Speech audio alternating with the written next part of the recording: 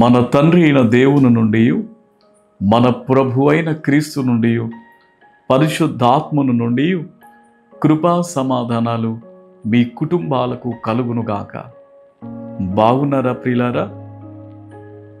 క్రమం తప్పకుండా ఈ కార్యక్రమాలను వీక్షిస్తూ ఉన్నారు కదూ. ఎంతో ప్రార్థనాపూర్వకంగా ఈ భారభరితమైన పనిని దేవుని మహిమార్థమై వీక్షిస్తున్నటువంటి మీ ఆధ్యాత్మికమైన జీవితాలు కొరకై మరి కార్యక్రమాలు నిర్వర్తించబడుతూ ఉన్నాయి. ప్రియులారా, ఇవి మీకు దీవెనకరముగాను ఆశీర్వాదకరంగా ఉన్నాయని ప్రభువును బట్టి మేము విశ్వసించి నమ్ముతూ ఉంటున్నాను. ప్రియులారా, మీ కొరకు మేము ప్రార్థన చేస్తూ ఉంటున్నాం. మీ ప్రార్థన అవసరతలు ఏవైనా ఉన్నట్లయితే మాకు తెలియచేయండి. మీ కొరకు నమ్మకంగా ప్రార్థన చేస్తాం. ప్రియులారా, స్క్రీన్ మీద కనిపిస్తున్నటువంటి నెంబరుకు మీరు ఫోన్ చేయండి. మీ కొరకు ప్రార్థించడానికి మేము సంసిద్ధంగా ఉన్నాం. అంత మాత్రమే కాదు ప్రియులారా, ఈ కార్యక్రమాలను ఇతరులకు పరిచయం చేయండి.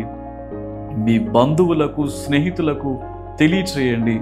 అలా చేయడం ద్వారా ప్రభు పని రాజ్యవ్యాప్తిలో మీరు కూడా పాలు భాగస్తులై ఉంటారని ప్రభు పేరిట మీకు తెలియజేస్తూ ఉన్నాను. దేవుని వాక్యాన్ని జ్ఞాపకం చేసుకుందామా? పరిశుద్ధ బైబిల్ గ్రంథము నుండి తిమోతికి వ్రాసినటువంటి 2వ పత్రిక 2వ అధ్యాయం 22వ వచనాన్ని చదువుకుందాం. నీవు యవనేచ్ఛల నుండి పారిపోము, పవిత్ర హృదయములై ప్రభువునకు ప్రార్థన చేయువారితో కూడా నీతిని, విశ్వాసమును, ప్రేమను, సమాధానమును వెంటాడుము. దేవుడి మాటల ద్వారా మనందరితో మాట్లాడునుగాక. యవనస్తులను ఉద్దేశించి ఈ ఉదయకాల సమయంలో ప్రభువు తెలియజేస్తున్నటువంటి మాటను మనము గమనించినప్పుడు, ఆయన మాట విని ఆయన మాటకు లోబడినప్పుడు యవన జీవితాలు ఈ లోకములో ఒక ప్రత్యేకంగా ఉంచబడతాయి. దేవుని మహిమార్థమే ఉంచబడతాయి. వారి భవిష్యత్తులో ఉన్నతమైనటువంటి శిఖరాలు అధిరోహించగలిగిన సామర్థ్యాన్ని దేవుడు ప్రసాదిస్తాడు. ఇది నాన్న యవనేచ్ఛల నుండి పారిపో. యెహెజ్కేలు గ్రంథం 16వ అధ్యాయంలో మాట ఉంటుంది, ఇష్టము పుట్టించే ప్రాయము నీకు వచ్చి ఉన్నది. యవన కాలం అంటే ఇష్టాలను కలిగే ప్రాయం. చూచిన దానినల్లా ఇష్టపడుతూ ఉంటాం ప్రియులారా. ఇది నాన్న యవనస్తులు ఏదైనా ఒక మంచి సెల్ ఫోన్ వస్తే దాన్ని కష్టమైనా ఇష్టపడి కొని తెచ్చుకుంటా ఉన్నాడు. అలాగే యవనస్తులు తాము ఏది కోరుకుంటే అది, ఎక్కడికి వెళ్ళాలనుకుంటే అక్కడికి. ప్రియులారా, తమ్ముడు, చెల్లి, ఒక దినాన్న దేవునికి వ్యతిరేకంగా ఇప్పుడు నీవు జీవిస్తున్న నీ యవన జీవితాన్ని బట్టి లెక్క అప్పగించాలని, తీర్పులోనికి నువ్వు వస్తావని మర్చిపోతూ ఉన్నావు కదూ. ప్రభు పరిశుద్ధాత్ముడు నీ హృదయాన్ని సంధి చేయునుగాక. ఈ మాటలు వింటున్నటువంటి నీవు యవనేచ్ఛలు, పాపేచ్ఛల నుండి పారిపో. లోకము లేకుంటే నిన్ను మృంగివేస్తుంది. ప్రియులారా, ఈ దినాన్న దేవుడు నీతో మాట్లాడుతున్నటువంటి మాట ఏంటో తెలుసా? పాపము అనే భయంకరమైన పరిస్థితులు, అపవిత్రమైనటువంటి క్రియలు. ఈరోజు సెల్ ఫోను పట్టుకుంటున్నారు.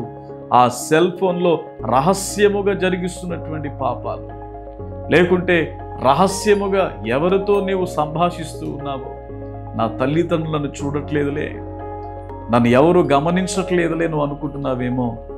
ఆకాశమందున్న దేవుడు అందరినీ చూడగలడు అన్న విషయాన్ని మర్చిపోతూ ఉన్నావు కదూ. తమ్ముడు, చెల్లి, దయచేసి నీ జీవితాన్ని పాపం వైపు మళ్లించుకుని లోకమును ఇష్టపడి, పాపాన్ని ఇష్టపడి కష్టాలు తెచ్చుకోవద్దు.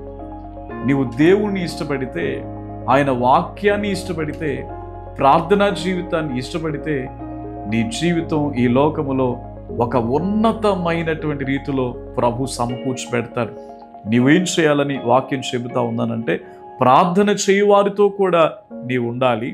అంత మాత్రమే కాదు, విశ్వాసమును, ప్రేమను, సమాధానాన్ని వెంటాడు. విశ్వాస జీవితాన్ని కలుగుండు. అగాపే ప్రేమ, క్రీస్తు ప్రభు కలిగి ఉన్నటువంటి ప్రేమను కలుగుండు. సమాధాన బాంధవ్యాన్ని కలుగుండు. ప్రార్థన చేయువారితో కూడా ఉండు. అలాంటి అనుభవాన్ని జీవితాన్ని నువ్వు కలుగున్నప్పుడు నీ లైఫ్ అంతా కూడా, నీ జీవితం అంతా ఉన్నతంగా ప్రభు దీవిస్తాడు. యోసేపు పాపేచ్ఛల నుండి పారిపోయి, పాపము రమ్మని పిలిచినా దాన్ని విడిచిపెట్టి దేవుని కొరకు జీవించాడండి. ప్రియులారా, ఇదన్నాను నీవు అలా ఉండగలిగితే ప్రభు నిన్ను హెచ్చిస్తాడు, ఆశీర్వదిస్తాడు. అలాంటి కృప దేవునికి దయచేయను గాక. పరిశుద్ధుడు అయిన తండ్రి, దయగలిగిన నాయన, ఈ ఉదయకాల సమయంలో తండ్రి మా యవ్వన బిడ్డల జీవితాలను మార్చండి ప్రభువా. మా యవ్వన కుమార్తెల జీవితాలను మార్చండి తండ్రి. పరిశుద్ధాత్ముడా, వాళ్ళ హృదయాలను మార్చండి ప్రభువా. వారిని మీ వైపు త్రిప్పుకునండి నాయన. దేవా, మీ అభిషేకము వారి మీదకి దిగి వచ్చునుగాక తండ్రి. ఇకనైనను నేటి నుంచైనను మీ కొరకు జీవించేవారుగా, మీ కొరకు పరిగెత్తేవారుగా ఉండటానికి సహాయం చేయండి. యేసు నామమున అడుగుచున్నాను తండ్రి. ఆమేన్.